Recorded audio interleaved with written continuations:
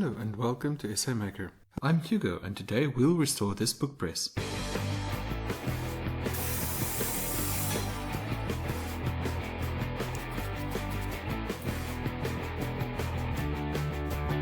I started by stripping the press to its parts and immediately ran into a problem. I did not have an imperial socket to fit the very tight bottom nuts, so I ended up doing something silly. It worked.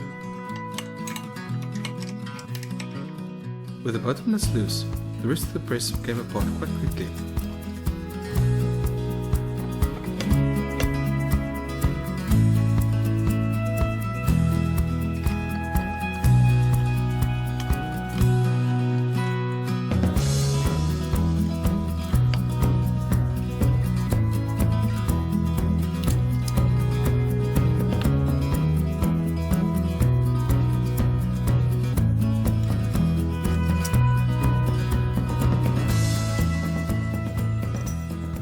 While I clean the parts with petrol and a wire brush, let me tell you a bit more about the press. This press was made somewhere between the 1860s and the 1900s. I know it as a book press because I want to use it to make books, but it's also called the letter press. The reason was that it was used to copy official letters in the days before the photocopier. What a clerk would do was to write an official letter with a specific ink. This ink would leave an impression on damp blotting paper up to 1 day after it was written. The clerk would dampen a page of blotting paper, place it over the newly written page, place it in a press and press it down for about 5 minutes. This would cause the ink to transfer a mirror image that can then be filed by the company. There's a lot of discussion on the internet about how to classify one of these presses, whether it's a book press or a letter press. The best one that I have found so far was to call it a screw press after the mechanism rather than its use. Both of the pressing surfaces was covered with a resin layer that was badly chipped. It didn't seem to be original. After several trials I found that an old plain blade worked the best to remove this resin.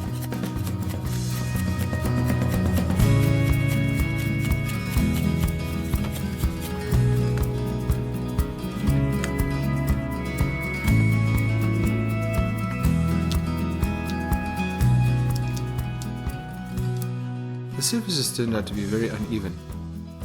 Ideally they'd have to be machine smooth. I decided however to recoat them with a layer of polyurethane resin. This is a casting resin that I love because it can be machined. The only drawback with the resin is that it sets extremely fast. This means you have to mix a small amount of resin at a time, so it does not set before you finish working it.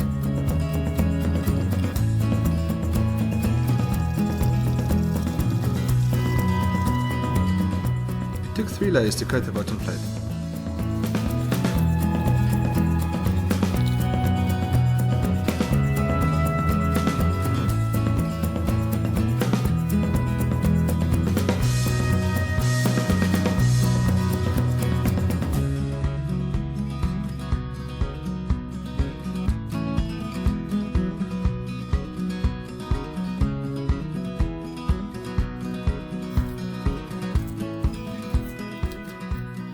Then I had to get the surface smooth and level.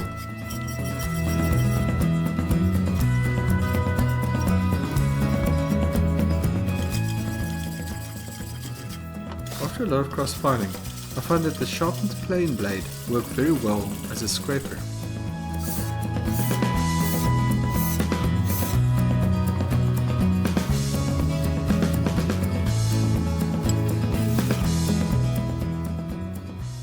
With the success of the bottom plate, I decided to mix the top plate's resin all in one batch.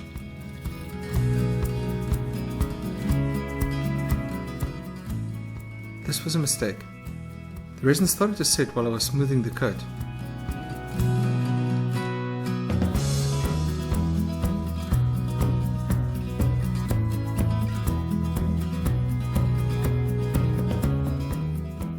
I had to think fast. So I decided to scrape it off before it set completely and start it again. 3 coats later and with a lot of filing and scraping, the top plate was done.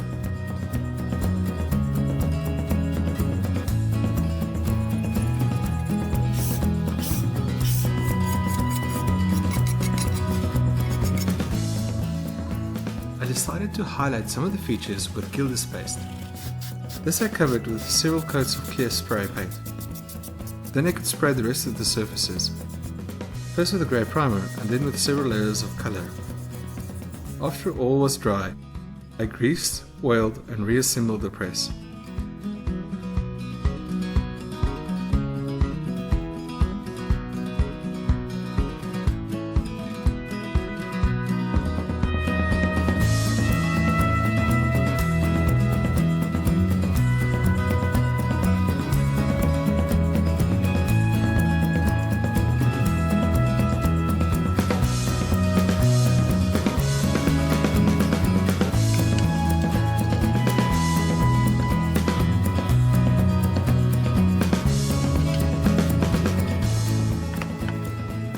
It was done.